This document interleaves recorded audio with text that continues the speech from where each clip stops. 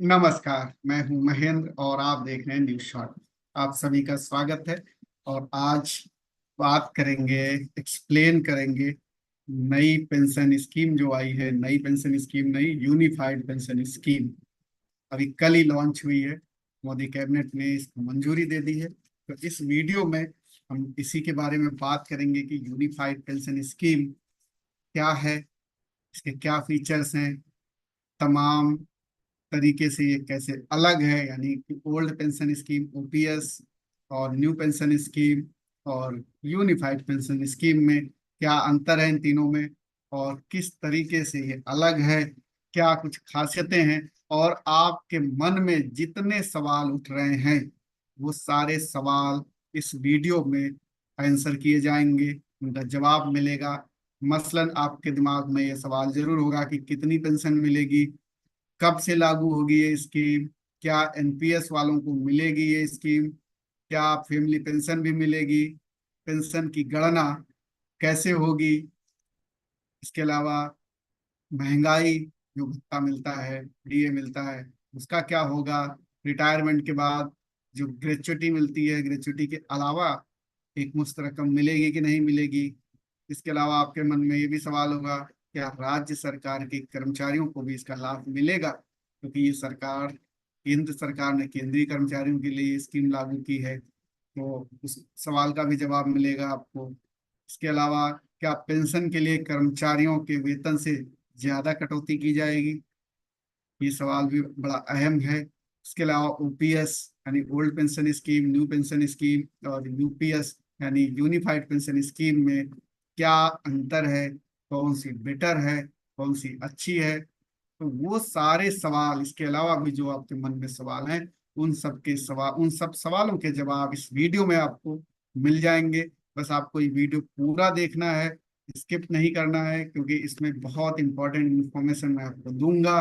पूरी तरीके से सरल शब्दों में एक्सप्लेन करूंगा, जिससे कि आपको सहूलियत हो इस स्कीम को समझने में।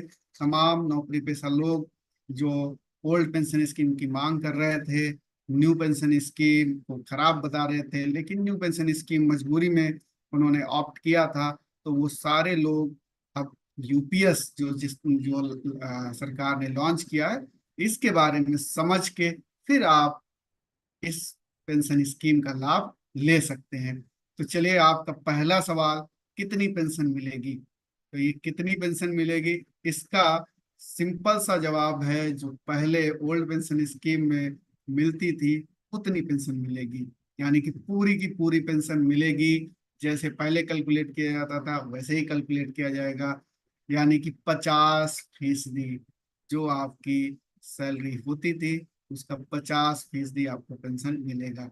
सैलरी का मतलब ये होता है जो बेसिक सैलरी होती है। पहले भी जो लोग कर्मचारी उनको मालूम है, तो बेसिक सैलरी जो होती थी आखिरी के 12 महीने, जब आप नौकरी करते हैं तो आखिरी के 12 महीने का एवरेज लिया जाता है और उसका 50% पेंशन बनती थी। तो वही पेंशन आपकी इसमें भी लागू होगी उसी तरीके से।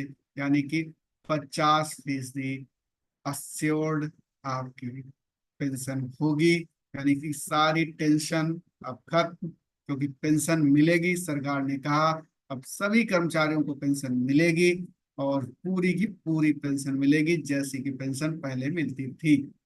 तो 50% आपकी बेसिक सैलरी का 50% आपकी पेंशन मिलेगी, यही पहले भी मिलती थी। तो ये टेंशन आपकी दूर हो जानी चाहिए। दूसरा सवाल है, कब से लागू होगी। तो ये अगले साल से, 2025 से अप्रैल से लागू हो जाएगी, 1 अप्रैल से ये स्कीम।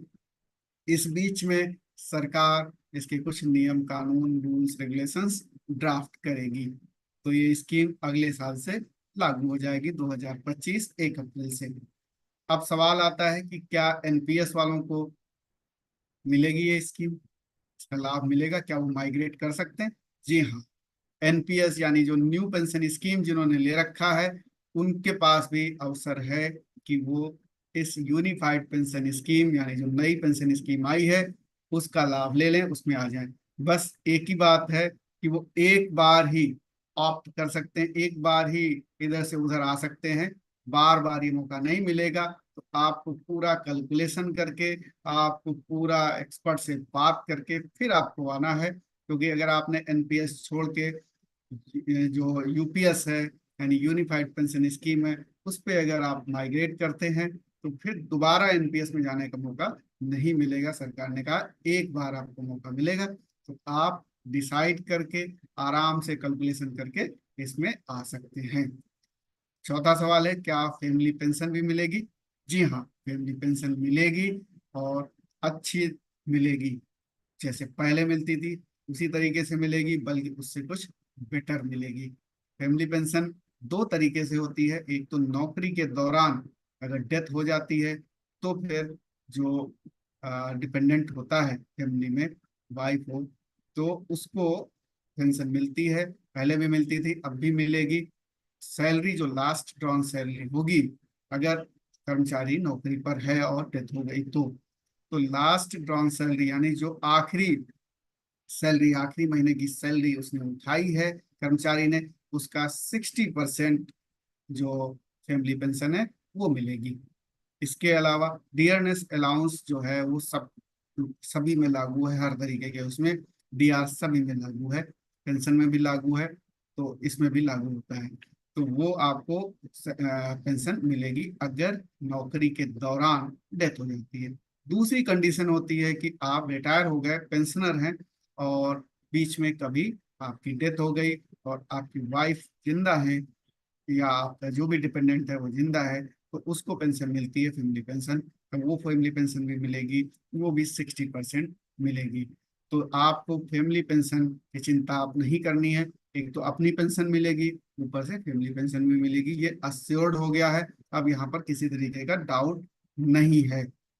इसके अलावा अगला सवाल है कि फैमिली पेंशन की गणना कैसे होगी। तो मैंने बताया कि फैमिली पेंशन की गणना 60%, यानी कि जो लास्ट ट्रांस सैलरी है उसका 60%। ऐसे ही पेंशनर हैं आप अगर, तो जो आपका पेंशन मिल रहा है उसका 60% आपकी फैमिली को पेंशन मिलेगी। अब आता है कि डीए का क्या होगा। तो जो महंगाई भत्ता है वो पहले भी लागू होता था ओल्ड पेंशन स्कीम में, वो इसमें भी लागू रहेगा। यानी समय समय पर जो सरकार महंगाई भत्ता बढ़ाती है, वो जो महंगाई से रिलीफ देती है डीआर, वो आपको इसमें भी मिलेगा। सातवां सवाल है, रिटायरमेंट पर ग्रेच्युटी के अलावा भी कुछ मिलेगा क्या? रिटायरमेंट पर ग्रेच्युटी तो आपको मिलती है, आपका हक है, लेकिन इसके अलावा और कुछ मिलेगा क्या? जी हाँ, मिलेगा। इसमें आपको जितने साल आपने नौकरी की है, हर साल के 6 महीने का 1/10, 6 महीने की जो बेसिक पे है उसका 1/10, और जोड़ लीजिए आप कितने साल आपने मान लिया 30 साल नौकरी की है, तो हर साल 30 साल का आप जोड़ लीजिए, हर साल के 6 महीने की बेसिक सैलरी का 1/10 कर लीजिए, 10वां हिस्सा कर लीजिए, और पूरा जोड़ लीजिए। उतना अमाउंट आपको एक मुश्त जब आप रिटायर होंगे तो आपको मिलेगा। इसके अलावा आठवां सवाल है, क्या राज्य सरकारों के कर्मचारियों के लिए भी ये यूपीएस स्कीम का लाभ मिलेगा? जी हाँ, मिलेगा। राज्य सरकारों के लिए भी ये ओपन की गई है। जो राज्य सरकार चाहे वो इस स्कीम को अपने यहाँ लागू कर सकती है, कहीं किसी तरीके की पाबंदी नहीं है। जो सरकार चाहे, जहाँ की सरकार चाहे, जिस प्रदेश की सरकार चाहे, अपने कर्मचारियों को इस स्कीम का लाभ दे सकती है। नवा सवाल है, क्या पेंशन के लिए कर्मचारियों के वेतन से ज्यादा कटौती होगी? ये बड़ा सवाल है। बिल्कुल कटौती नहीं होगी ज्यादा। न्यू पेंशन स्कीम में अभी आप 10% कंट्रीब्यूट कर रहे हैं, उतना ही आपको कंट्रीब्यूट करना है। इसके अलावा सरकार अपना हिस्सा ज्यादा कंट्रीब्यूट करेगी। अभी न्यू पेंशन स्कीम में 14% सरकार कंट्रीब्यूट करती है, अब 18.5% सरकार कंट्रीब्यूट करेगी, यानी 4.5% सरकार ज्यादा कंट्रीब्यूट करेगी। इसके अलावा एक प्रावधान और बनाया गया है कि हर 3 साल में सरकार अपने कंट्रीब्यूशन का रिव्यू करेगी। अभी 18.5% अगले साल से शुरू हो जाएगा, यानी जब ये स्कीम लागू होगी 1 अप्रैल 2025 से, तो 18.5% सरकार कंट्रीब्यूट करेगी हर महीने। लेकिन 3 साल बाद यानी 2028 में फिर रिव्यू होगा, और सरकार को अगर ऐसा लगेगा कि ज्यादा कंट्रीब्यूट करना चाहिए तो ज्यादा कंट्रीब्यूट करेगी। कम नहीं होगा, 18.5% से कम पर नहीं आएगी सरकार, वो रिव्यू नहीं करेगी, ज्यादा के लिए रिव्यू करेगी कि क्या अब ज्यादा कंट्रीब्यूट करने की जरूरत है क्या। तो इसी तरीके से हर 3 साल में ये रिव्यू होगा। और जो कर्मचारी 10% दे रहा उसके ऊपर रिव्यू नहीं होगा, उसके बढ़ाने का की बात नहीं होगी। सरकार अपने के बढ़ाने के बारे में बात करेगी, जो अपना हिस्सा सरकार दे रही है। तो इस तरीके से आपके ऊपर कोई बर्डन पड़ने वाला नहीं है। इसके अलावा 10वां सवाल है कि ओपीएस यानी ओल्ड पेंशन स्कीम और एनपीएस न्यू पेंशन स्कीम और यूपीएस में क्या अंतर है, क्या कोई बहुत बड़ा बदलाव किया गया है। जी हाँ, बड़ा अंतर है। खासतौर पर एनपीएस और यूपीएस में तो बहुत अंतर है। एनपीएस पूरा मार्केट रिस्क पर डिपेंडेंट थी। आप जो पैसा कंट्रीब्यूट करते थे यानी 10%, और सरकार 14% जो कंट्रीब्यूट करती थी, उसी के आधार पर आपकी पेंशन डिसाइड होती थी। पूरी तरीके से सिक्योर्ड नहीं थी, अश्योर्ड नहीं थी, वो मार्केट पे डिपेंड थी, क्योंकि ये पैसा एक बहुत बड़ा हिस्सा आपका मार्केट में लगता था।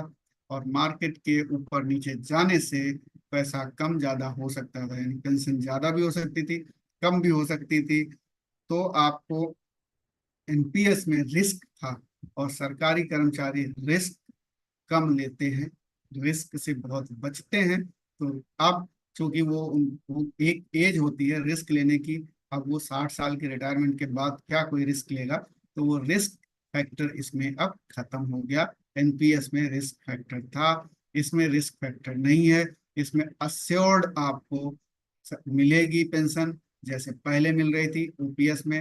ओपीएस में भी कोई रिस्क नहीं था, यानी ओल्ड पेंशन स्कीम जो 2004 में खत्म कर दी गई, नई पेंशन स्कीम 2004 में आई। तो अब जो न्यू पेंशन स्कीम थी, इसमें कंट्रीब्यूशन पर आप जो कंट्रीब्यूट करते थे, अगर मार्केट धड़ाम हो जाए तो आपका कंट्रीब्यूशन भी बहुत एक तरीके से उतना कारगर नहीं होता था कि आपको एक अच्छी पेंशन मिल सके। लेकिन अगर मार्केट बहुत अच्छा परफॉर्म कर रहा तो आपकी पेंशन ज्यादा भी हो सकती थी, जो कि अश्योर्ड पेंशन से भी ज्यादा हो सकती थी। ये मार्केट पे डिपेंड था। तो रिस्क जहां होता है वहां पर मुनाफा भी हो सकता है, नुकसान भी हो सकता है। अश्योर्ड जहां पर है, वहां पर जो अश्योर्ड है उतना तो आपको मिलेगा ही। तो यूपीएस एनपीएस और यूपीएस में एक बड़ा अंतर ये है कि यूपीएस और यूपीएस में कोई रिस्क नहीं था, एनपीएस में रिस्क था।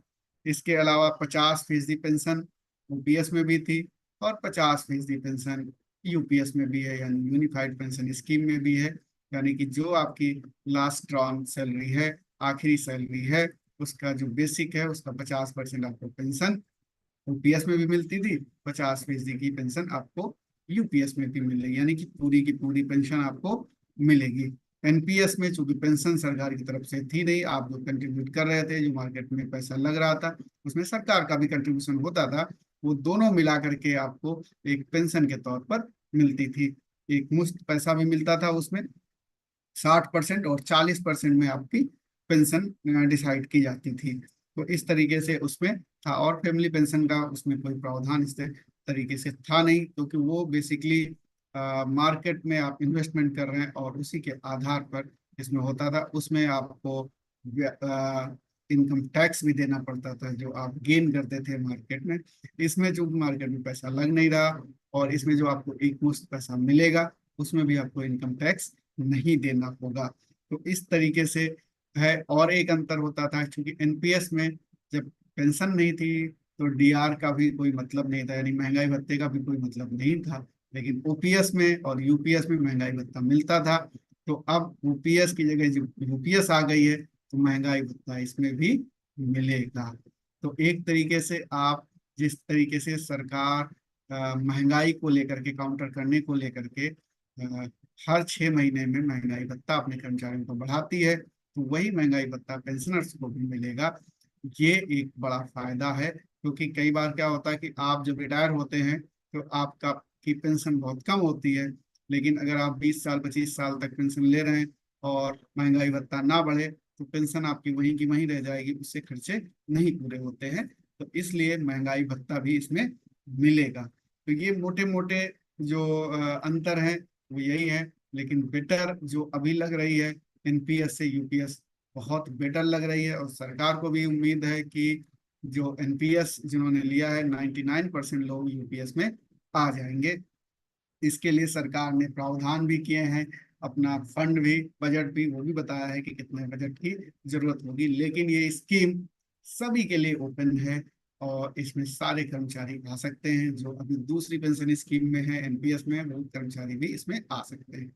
बस एक अंतर ये है कि ये प्राइवेट कर्मचारियों के लिए नहीं है। पहले में एनपीएस में कोई भी प्राइवेट कर्मचारी भी अपना कंट्रीब्यूशन करके वो पेंशन स्कीम का लाभ ले सकता था। तो प्राइवेट कर्मचारियों के लिए वैसे भी अपना इन्वेस्टमेंट कीजिए और अपना रिटायरमेंट प्लान कीजिए। सरकार सरकारी कर्मचारियों के लिए ही ख्याल रखती है, और वही उसकी जिम्मेदारी भी है। तो सरकार ने एक तरीके से ओपीएस लाने की जो मांग चल रही थी, तमाम स्टेट्स में तमाम कर्मचारी मांग कर रहे थे, तो तमाम स्टेट्स ने उसे लागू भी किया है। जो गैर भाजपा वाले स्टेट हैं वहाँ ये स्कीम लागू की गई है, ओपीएस ओल्ड पेंशन स्कीम को लागू किया गया है। लेकिन सरकार, चूंकि अब अटल बिहारी गवर्नमेंट ने इसको 2004 में बंद किया था, तो अब ओपीएस एक तरीके से ईगो का सवाल भी था कि बीजेपी ने बंद किया था और मोदी गवर्नमेंट कह रही थी कि हम एनपीएस नहीं लाएंगे, एनपीएस बहुत अच्छी स्कीम है। तो अब विरोध हो रहा था, चुनाव भी हैं तमाम स्टेट्स में, और विरोध भी हो रहा था, तो इसलिए सरकार ने जो कदम उठाया, ये नाम बदल गया है, फीचर लगभग वही हैं, बल्कि थोड़े ज्यादा अच्छे फीचर हैं यूपीएस में। क्योंकि यूपीएस में जो आप कंट्रीब्यूट कर रहे हैं उससे ज्यादा कंट्रीब्यूट सरकार कर रही है। 18.5% सरकार करेगी, और आने वाले समय में और ज्यादा ये बढ़ेगा, क्योंकि कर्मचारी यूनियंस भी इसका दबाव बनाएंगी कि और ज्यादा बढ़ाइए। पहले क्या होता था, जितना आप कंट्रीब्यूट करते थे सरकार भी उतना ही कंट्रीब्यूट करती थी। तो अब कम से कम आप जो 10% कर रहे हैं, सरकार 18.5 कर रही है। ये कभी 20% भी हो सकता है, कभी 25% भी हो सकता है, क्योंकि रिव्यू होगा हर 3 साल में। कर्मचारी यूनियन कितना दबाव बना पाएंगे उसके आधार पर वो लगातार बढ़ता रहेगा। हर चुनाव में कुछ ना कुछ तो बढ़ेगा, ये उम्मीद की जा सकती है, क्योंकि चुनाव के दौरान सरकार खुश करने के लिए कुछ ना कुछ करती है। जिससे ये स्कीम अभी लेके आई है यूपीएस। तो ये चुनाव देखिए अभी स्टेट्स में होने वाले हैं, जम्मू कश्मीर में और हरियाणा में। और लोकसभा के जो चुनाव हुए उसमें नाखुशी बड़ी थी इसके मामले में, तो इसलिए सरकार ने यह फैसला किया है। अच्छा फैसला है। अब कम से कम अश्योर्ड एक तरीके से पेंशन मिलेगी, फैमिली पेंशन भी मिलेगी और कर्मचारी को पेंशन मिलेगी। छोटी मोटी चीजें हैं, वो जब नोटिफिकेशन जारी होगा, गजट नोटिफिकेशन जारी होगा, तो उसमें क्लियर होगा कि कहाँ कहाँ कौन कौन सी शर्तें हैं, क्या कुछ निटी ग्रिटी है, वो सब बाद में पता चलेगा। लेकिन फिलहाल अभी ऐसा कुछ नहीं है। इसके अलावा एक और इसमें है कि जो 10 साल तक जिन्होंने नौकरी की है उनको 10,000 अश्योर्ड पेंशन मिलेगी, 10 साल से 25 साल तक। क्योंकि इसमें जो एक समय सीमा रखी गई है कि 25 साल आपको नौकरी करना अनिवार्य है, तभी आपको पूरी पेंशन मिलेगी। तो 25 साल के बाद पूरी पेंशन का इसमें प्रावधान किया गया है। पहले जो ओल्ड पेंशन स्कीम होती थी उसमें 20 साल अगर आपने नौकरी कर ली तो आप पूरी पेंशन के हकदार हो जाते थे। इसमें आपको 25 साल नौकरी करनी होगी, तब आप पूरी पेंशन के हकदार होंगे। लेकिन अगर आप 10 साल नौकरी कर लेते हैं तो भी आपको पेंशन मिलेगी। वो 10,000 रुपये तो आपको मिलेगी ही मिलेगी, और उसमें वो भी मिलेगा, महंगाई भत्ता भी मिलेगा। और अगर आप 10 साल से 25 साल के बीच में नौकरी कभी भी छोड़ते हैं तो आपको 10,000 वो तो मिलेगा ही। इसके अलावा जो भी आपका प्रोरेटा बेसिस पे कैलकुलेशन करने के बाद बनेगा, तो वो और बढ़ोतरी होकर के वो पेंशन आपको मिलेगी। इसका मतलब ये है कि हर जगह पर जब आप चाहे जितने साल नौकरी करें, आप अगर रिटायरमेंट लेते हैं, चाहे वॉलंटरी रिटायरमेंट ले चाहे जैसे, आपको पेंशन मिलेगी। पहले 20 साल की अवधि में आपको वॉलंटरी रिटायरमेंट ले सकते थे, पूरी पेंशन मिलती थी। अभी 25 साल कर दिया गया है, आप 25 साल रिटायरमेंट के बाद आप रिटायरमेंट लेंगे और आपको पूरी पेंशन मिल जाएगी। तो इस तरीके से इसमें कुछ प्रावधान किए गए हैं। और 10,000 जो अश्योर्ड पेंशन है उससे कम किसी को पेंशन मिलेगी नहीं। ये भी एक प्रावधान किया गया है कि 10 साल नौकरी आप कर लेते हैं तो भी आपको 10,000 रुपए की पेंशन मिलेगी। और वो महंगाई भत्ता जो हर साल हर 6 महीने में बढ़ता है वो भी आपको बढ़ा हुआ मिलेगा। तो इस तरीके से ये कुछ अच्छी चीजें हैं, कुछ अच्छे फीचर्स हैं इसमें। और कुल मिला के अगर कहा जाए तो एक अच्छी स्कीम है। इसमें फैमिली पेंशन भी है, 60% फैमिली पेंशन की बात कही गई है, और पूरी पेंशन की बात कही गई है। तो और ज्यादा कुछ कर्मचारियों को बचता नहीं है, क्योंकि इसमें वो सारी चीजें फैसिलिटीज बताई गई हैं जो ओल्ड पेंशन स्कीम में थी। अब छोटी मोटी अगर कोई रह जाती हैं तो वो कोई बड़ी बात नहीं, क्योंकि ये नई स्कीम है और सरकार पर भी इसका बर्डन नहीं पड़े। क्योंकि ओल्ड पेंशन स्कीम के बारे में कहा जाता था कि सरकार के ऊपर बहुत बर्डन पड़ता है, इसलिए वो स्कीम नहीं सरवाइव कर पाएगी आगे आने वाले समय में। ये स्कीम कितना सरवाइव करेगी आने वाले समय में इसका पता चलेगा जब आर्थिक विश्लेषक इसका विश्लेषण करेंगे। फिलहाल कर्मचारियों के लिए ये अच्छी खबर है, और केंद्र सरकार के जो कर्मचारी हैं उनके लिए फिलहाल अच्छी खबर है। राज्य सरकार के कर्मचारी उम्मीद कर सकते हैं कि उनकी राज्य सरकारें भी अब यूपीएस को अपनाएंगी, जैसे ओपीएस अपना रही थी, यूपीएस को अपनाएंगी। खास तौर पर बीजेपी शासित राज्यों की सरकारें हैं, अभी घोषणा होनी शुरू हो जाएगी कि वो भी यूपीएस को अपनाने जा रही हैं। तो बाकी सरकारों पर भी इसका दबाव बनेगा यूपीएस के लिए। ऑप्ट कर सकते हैं आप, चाहे आप एनपीएस में रहें, चाहे आप ओपीएस में रहें, चाहे आप यूपीएस में रहें। एक बार आप ऑप्ट कर सकते हैं। जिन राज्य सरकारों ने ओपीएस लागू किया है, अगर कर्मचारियों को लगता है कि वो यूपीएस में आना चाहते हैं तो वो यूपीएस में आ सकते हैं। तो इस तरीके से ये स्कीम लागू की गई है, और ये एक तरीके से कर्मचारियों को सेटिस्फाई करने वाली स्कीम है। अब आने वाले समय में पता चलेगा कि कर्मचारी कितना खुश हैं इससे, प्रतिक्रियाएं आनी शुरू हो जाएंगी। लेकिन अभी कल ही स्कीम आई है, और इसमें तमाम कर्मचारी नेताओं को भी शामिल किया गया था जब ये इस पर डिस्कशन हो रहे थे। तो कुल मिलाकर के आपके सारे सवालों के जवाब इस वीडियो में मिल गए होंगे। उम्मीद करता हूँ कि आपको ये वीडियो अच्छा लगा होगा, और अपने दोस्तों के साथ भी इसको शेयर कीजिए, जिससे कि उनको भी ये सारे जो उनके मन में सवाल उठ रहे हैं उनके जवाब उनको मिल जाए। अगर कोई सवाल आपको लग रहा है कि रह गया है तो आप हमें कमेंट करके बता सकते हैं। मैं दूसरा एक वीडियो बनाऊंगा जिसमें उस सवालों को भी शामिल करूंगा। फिलहाल इस वीडियो में इतना ही। आपने न्यूज शॉर्ट को देखा, इसके लिए आपका बहुत बहुत शुक्रिया। आपने अगर सब्सक्राइब नहीं किया है तो आप इसे प्लीज सब्सक्राइब कर लीजिए, और अपने दोस्तों तक भी इसे शेयर कर दीजिए। फिलहाल इतना ही। नमस्कार।